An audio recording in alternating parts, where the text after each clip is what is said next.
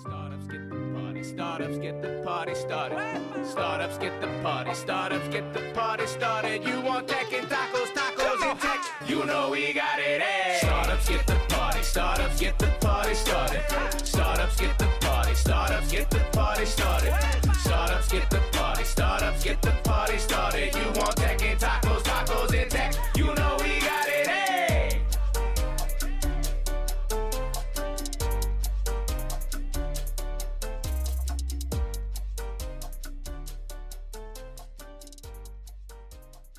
And welcome back to This Week in San Diego Tech with your boys, Fred and Neal. Hey, Fred, welcome back from your own vacation. Good to have you back in town. Hey Neil, thanks so much. Yeah, I had a great time. I was in Hawaii for a few days and now back in paradise. And you are actually on the road today. You're in LA. So welcome from LA. Yeah, thanks. 24 hours in LA and then 24 hours in New York. So I'm hosting an event, a pitch competition up in LA, and then I am going to a founder funder summit in New York, where some San Diegans are representing. Be out there with Cody Barbo from Trust and Will and Bobby Brannigan from Mercado. So they've been trying to get me out to this annual event for probably 3 years and finally making it happen. So be out there and be back quick. Should be good. I love it. I love it. No, it's great. I think there's a few founders who've been moving to New York these days, and Trust and Will is still San Diego company, and they're just continuing to crush it. Mercado, another cool company in town. So yeah, great to see that OG tech founders hang out in other cities. Anyway, well, we got a lot to talk about. Let's jump into it. It's actually for summer, I would say, when people are starting to check out on vacation, there's actually a good amount of news going on. So even if you are on the road as well, you can count on us to dive into it and keep you up to date here between Fred, the journalist, who is everywhere on the street tracking all the news, and me, who's meeting with founders, investing in some founders, and just making sure everyone's connected. And so that's what we do here: is connect people and share the news from that regard. Uh, we'll dive right into it. The longtime CPG darling, I would say, of San Diego, Dr. Squatch, just got acquired again, actually. And this is a really, I would say, a strong acquisition. Unilever buying them for $2 billion after having a private equity acquisition a few years ago, which this is kind of a typical playbook, for a bootstrapped CPG. I would say that really they got to their first, I think it's first capital invested in it really was for $200 million valuation, I think about 5 years ago. Does that sound right, Fred? Um, and then Yeah, so Dr. Squatch, I didn't even realize started in San Diego. So you probably know the better backstory than me, but I did see the headline of the news that they got acquired by Unilever, which is a conglomerate, and they own a lot of consumer brands. But yeah, how did they start? Do you know like the backstory of Dr. Squatch in San Diego? Yeah, actually, it all actually funnels back to a very specific marketing agency in Little Italy called Raindrop. You probably have seen this agency on the north end of Little Italy, right there by the Crack Shack. They have a beautiful mural on their side, and they got really good at creating viral video hits for CPG companies. And so, if you remember, there's a very specific video that Dr. Squatch ran with that featured a specific comedian who kind of became the face of that brand. He actually did a bunch of brands, because he did really good viral work with Dr. Squatch. We'll put a link to one of those videos because it was kind of like a 2.0 version of the Razor Blade Company, Dollar Shave Club. They kind of went off of that, and that was really what helped them take off with this natural soaps product and then into a natural deodorants product. I'm a Dr. Squatch soap and deodorant user myself. And so San Diego company bootstrapped all the way to $200 million exit to a private equity firm, and then got a $2 billion exit by Unilever. So, it's a twofer here, and very excited to see it. Congrats to the team, to Mike and team here. I don't actually know if the original team's still involved with the company. So great story from that because, we see CPG, we have really strong CPG roots here. We always talk about the lack of capital for CPG, and now we can show kind of another success story. And so hopefully this breeds more success. It's great for Raindrop to Jackson team to be able to say that they started them there and took them off there as well. So congrats to the Dr. Squatch team. And I hope you continue to deliver great deodorant because I enjoy it. Let's talk about global markets a little bit. We're actually in a bit of a good IPO run right now. There's been a bunch of solid IPOs over the last 2-3 months that you can actually now string along and show really good market support there. Why this is important? Well, all capital at the big public markets stage finds its way flowing down to the startup phase. And so if we see exits, especially public markets, having really strong appetite for venture-backed startups going public, that's all good for the industry. And so I would say there's two buckets where people are watching. There's the fintech bucket. So you've had eToro, which is kind of like Robinhood, but for the global market, had a great IPO, and you actually have some local investors in that. Howard Lindzon, I believe, from Social Leverage is a part of that. And you have Circle, another fintech, had a great IPO as well too. So good for the fintech world, in that regard. And then even Wealthfront, a multi-stage venture-backed company, just filed for IPO for like a $300 or $400 million ARR company, which will be a solid multi-billion-dollar IPO. And then on the SaaS side, or AI, however you want to call it now, SaaS AI, we've had a few strong ones there too, with Chime, which is kind of like I would say, legacy unicorn SaaS company that has had strong showing in the markets, as well as Coreweave, which is really kind of more of a behind the scenes software in the AI space, kind of supporting this new leg of AI. All strong, like really, really strong, which means that venture capitalists are getting good exits, which means they're going to deploy more capital and hopefully raise more funds. So that's good for all of us. What's your take here from seeing it at the global stage? There was a great tweet. This guy named Shy, he works at Brex. I think he's like one of the leadership team. He said it's fintech summer. Circle IPO, eToro, Chime, and then all these other ones that have been filed. Klarna, Wealthfront, Navan. Yeah, he's a good follow on Twitter. SAIG. We'll link the tweet in the show notes. But yeah, it's great to see it. We did a fintech mixer event last summer, I believe, in Mission Valley. We had 40 fintech entrepreneurs come together. Maybe we should bring that back. People, I think it's overlooked. There's always different sectors that kind of pump up the numbers in San Diego, and I think fintech doesn't get enough love. But we also have great group of companies in fintech in San Diego that are continuing to move along and raise capital, which is great to see. Maybe we'll get some IPOs in the future. Who knows? Yeah, great point. No, I hope we do get some exits here as well. I'm gonna see if Shai will be at this event tomorrow because we connected around doing Brex dinners together. Shai kind of leads the local startup community strategy at the national level for Brex. Hey Brex, how about you IPO? That'd be awesome too, right? I think Brex is on deck there too. You got Ramp doing well, and Brex should be right behind. Anyway, fintech summer is upon us, and I'm all for it. Let's talk about some other acquisitions within the San Diego area. Quidel, which is a longtime diagnostics company, made an acquisition, $100 million acquisition of Lex. Quidel has been an interesting story.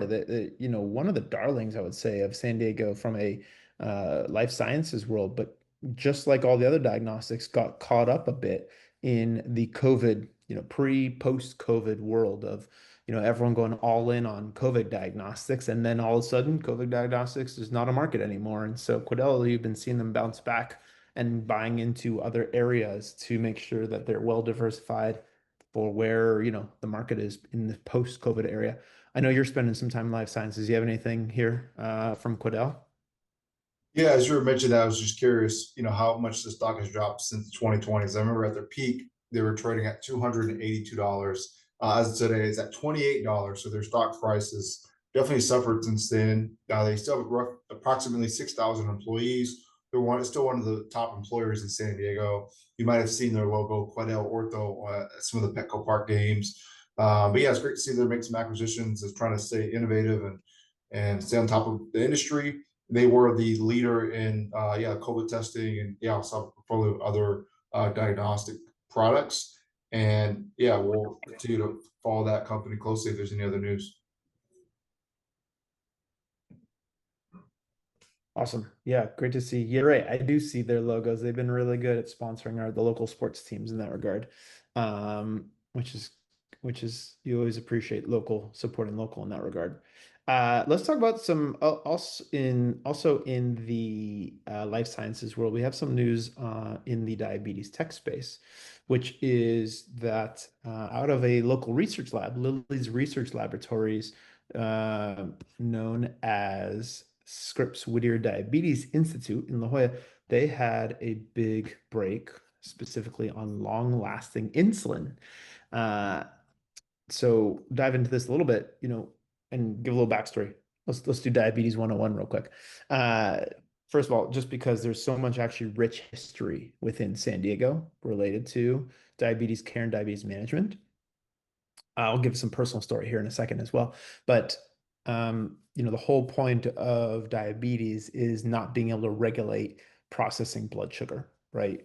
And so with that comes a huge host of health issues for bodies. Now, some are preconditions, some are just from health and wellness lifestyle, as well. So we talk about diabetes type 1 and type 2.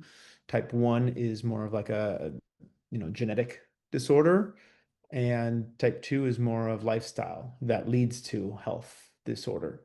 And so both are treated eventually through insulin delivery, which enables the body to process and get the sugar out of the bloodstream.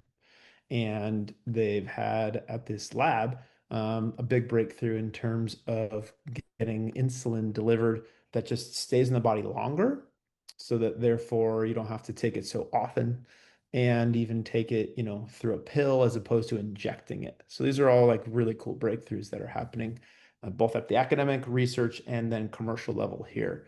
Do you have anything more to share on this? Yeah, on the front of Eli Lilly, I would just say there's been a big announcement earlier this year that they've officially opened their Eli Lilly Gateway Labs. There's a few companies I'm familiar that are now moving in. I think they're selecting 10 companies. They're very similar to like J Labs, where they're supporting local innovation and startups. Robodyne is a local company that's in there. A company called Haya Therapeutics, which raised a pretty massive Series A funding earlier this year, just moved into that office, and it's right across from Torrey Pines Golf Course. You have Scripps and UCSD. Eli Lilly really is at the forefront, as you mentioned, of just a lot of different important issues in healthcare, and diabetes is definitely one of those. And but they also help support local innovation startup companies by investing in them and providing them opportunities to collaborate with big pharma. Yeah, and actually, San Diego has a deep history of being at the forefront of diabetes research. In fact, my dad was diagnosed with diabetes at 21 years old back in the 70s. And at the time, he was living in LA as a 21-year-old, and the only place he could go and get his blood sugar checked was at this research lab at Scripps. And so he would drive down 3 days a week from LA to San Diego. He would get his blood taken in the morning, then drive back to LA, and then that night they'd call him and say, "Your blood sugar was high." And be like, "Well, I'm really glad I was on the road driving." But that was it. That was the history. That was all we had then. Fast forward many years, we went to finger prick, where you could, draw a piece of blood, and, over 30 seconds, then it would give you back, "All right, here's your blood sugar."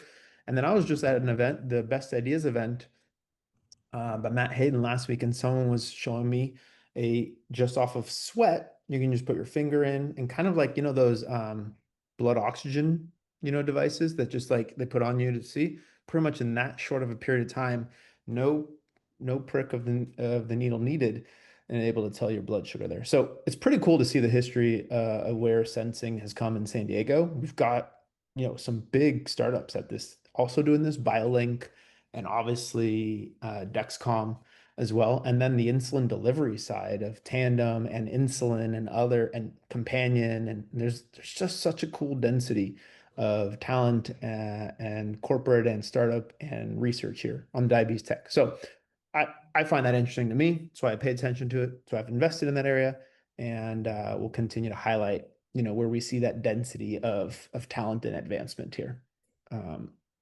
Let's keep moving on. Let's do some fundings. There's been a few fundings that popped up on our radar. One, a later stage Series D by a company named ClearSpeed. This is a company that raised a $60 million Series D round.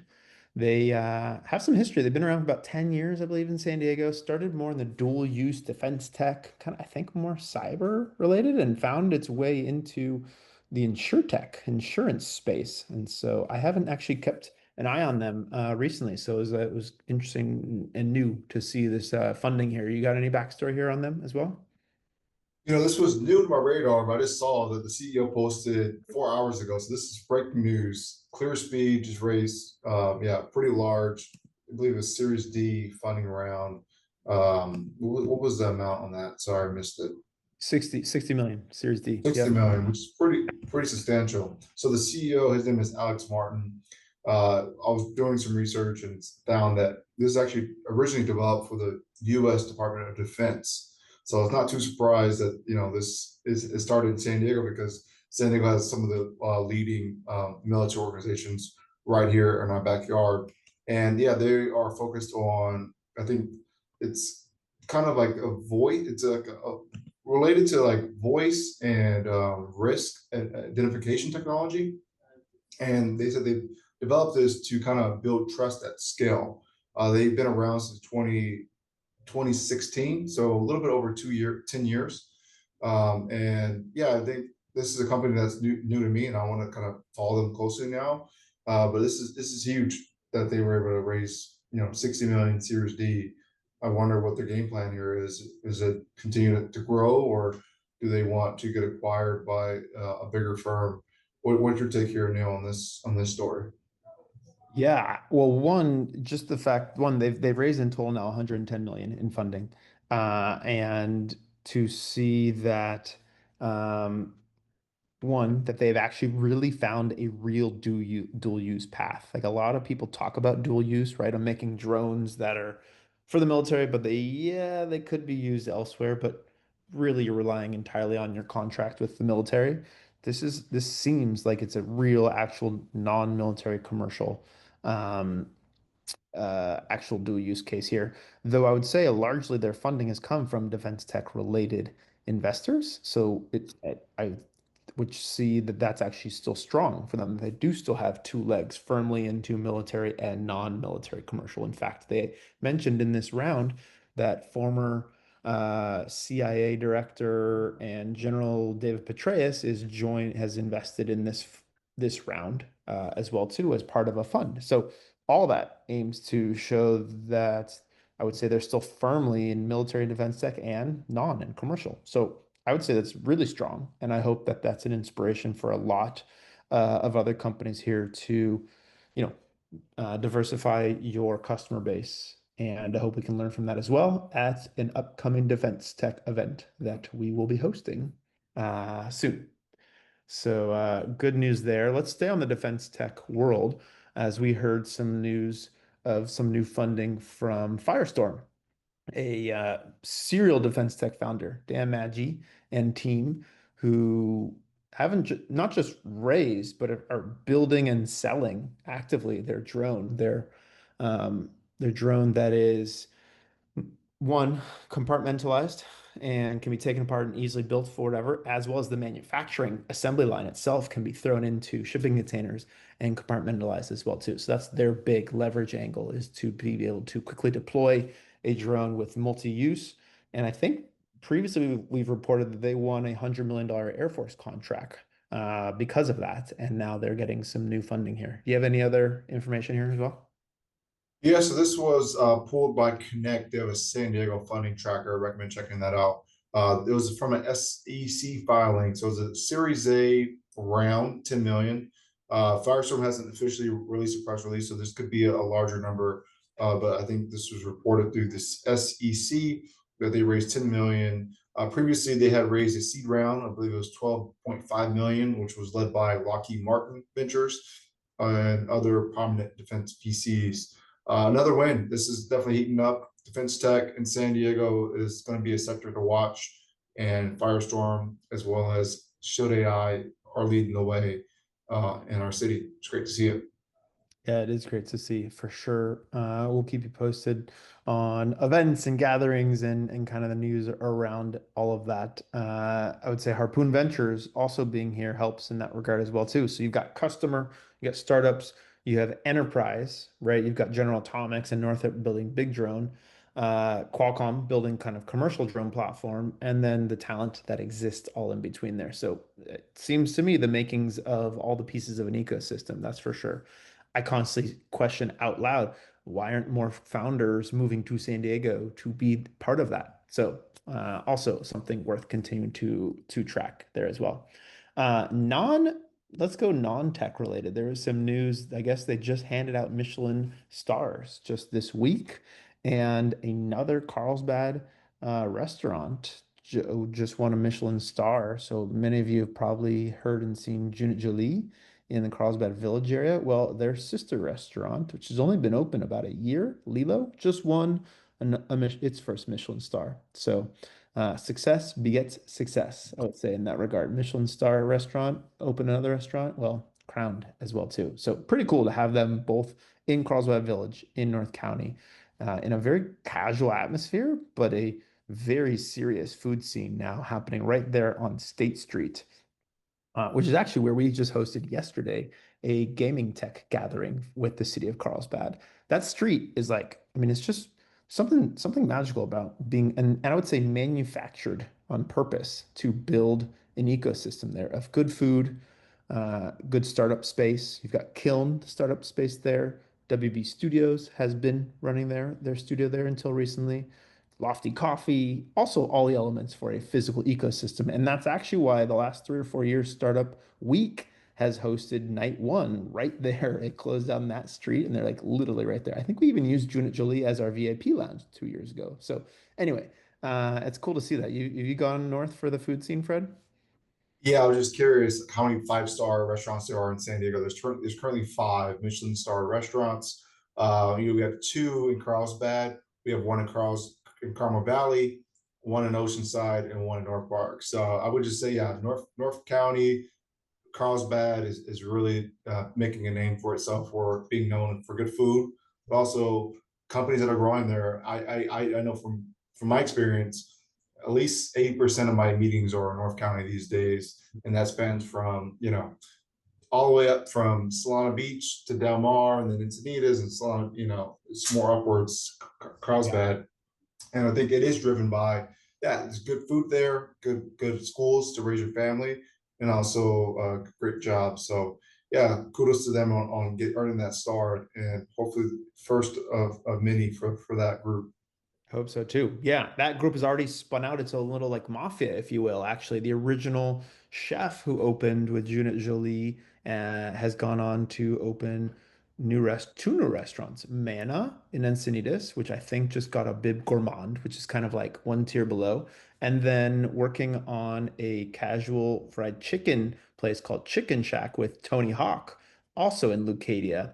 So yeah, keep on the lookout for good talent, obviously, around that. Another trivia for you. You mentioned how many Michelin star. How many three-star Michelin restaurants are there in all of Southern California? Do you know? I have no idea. There's one, and it's in San Wow. Diego. So there isn't even a three-star in LA. The only one in all of Southern California is at the Grand Del Mar, and it's Addison. So Wow. they're along the 56, another North County treat. So Love uh, that. come on out, everyone, for that. Okay, last bit of news here before we jump into some events, and it's kind of event related. Our friends at Deloitte, which we love to do events with, just opened nominations up for the Fast 500. This is a self-reporting, if you will. So companies apply and actually share a lot of company data to show their growth rate. So think of it kind of like the Inc. 5000, but a few different metrics that they're tracking for growth rate. Many of our local late stage companies that you've heard of, like Cloudbeds and Soshi, have been nominated and won in years past. So nominations are open if you've got a super hot streaking startup, or just tech company in general that is growing fast. Make sure you throw your nomination in to be a part of the Fast 500, which I think comes out in November, but applications are due July timeframe. So we'll put a link in the show notes here. Also on our radar, we've got a bunch of events. As always, check the Social Coyote for the full listing. And pretty much everyone is listing their events on EventShip these days. I'm hosting next week the Fireside Chat with Andy Ballister, SD Tech Founders, founder of GoFundMe and IPOP, which should be fun gathering. That same week is the Founders Hike, the 4th of July edition, wear your red, white, and blue. And the week after is the afternoon Founders Hike.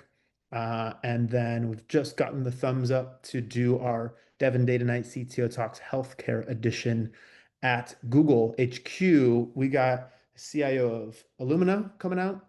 We got the head of Google Health. We've got some great widespread health tech CTOs. So you'll see a link to that event coming out end of July 29th in 1 month. Fred, what's on your radar events wise? Yeah, I've been talking to some folks. I think July is a little bit light on events. But yeah, you mentioned some great ones. Recommend checking those out. And then after summer's over, expect August and onwards, there'll be a ton of events. Start at San Diego. They're not doing Innovation Day this year. But yeah, we'll continue to bring the top events to attend for the remaining of the year. Stay tuned. We will continue to curate that list. And Social Coyote, Jonah Peak does a great job of highlighting here's the top 10 events you should attend this week. Yeah, we'll continue to showcase some private events, curated ones, public facing ones. We will continue to bring it. One event I'm going to mention real quick. I'm out of town, so I'm not able to be there. But the Bermuda Club tomorrow night, or Friday night, June 27th, is doing Pitch Night, Pitch and Connect at the Bermuda Club. If you haven't been there and checked it out, it is super cool. It's a golf themed co-working space with some serious golf simulators, and they're doing a pitch night. I think there are a lot of sports related pitches, but I think there's also some tech there as well too. So we'll put a show note, a link to that. It just popped up. I forgot to mention it to our friends there, Richard and Kyle, who are running they started their own little investment group within the Bermuda Club itself. So shout out to those guys of getting an event off, and we hope they will join in the future. As always, listen and subscribe to this, share it with your friends, and make sure you're subscribing to Fred's Business of San Diego Substack, as well as my Substack, recently renamed the Rising Tide Partners Substack. And we appreciate all of you for building good companies and sharing and connecting with each other. And let's go out there, Fred. Thanks for being on. Always a pleasure, Neal. Cheers. See everyone. Startups get the party started.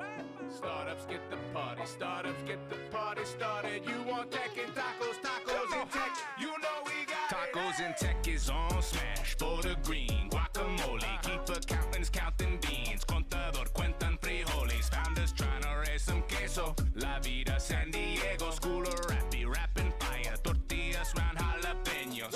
In these modern times of craft beer and coffee. My coding yoga posse. Fold the body, origami. We be surfing Coronado. Eating tacos el gordo. The tacos stand in puesto. Lucha libre and sombrero. Gotta shout out Tecos Daniels by the ocean. Watch the sunset. The Hoya shores. Entrepreneurs trying to get funded. When San Diego Startup Week is popping in the summer. Oceanside to Tijuana. SD be full of hustlers. From couch surfing to penthouses right on the beach. Tech leaders who believe stars are within reach. We interviewing founders who be shooting for the moon. Hashtag SD Techos with your host, Neal Bloom. Come on! Startups get the party. Startups get the party started. Startups get the party. Startups get the party started. Startups get the party. Startups get the party started. You want tech and tacos, tacos and tech. You know we got it.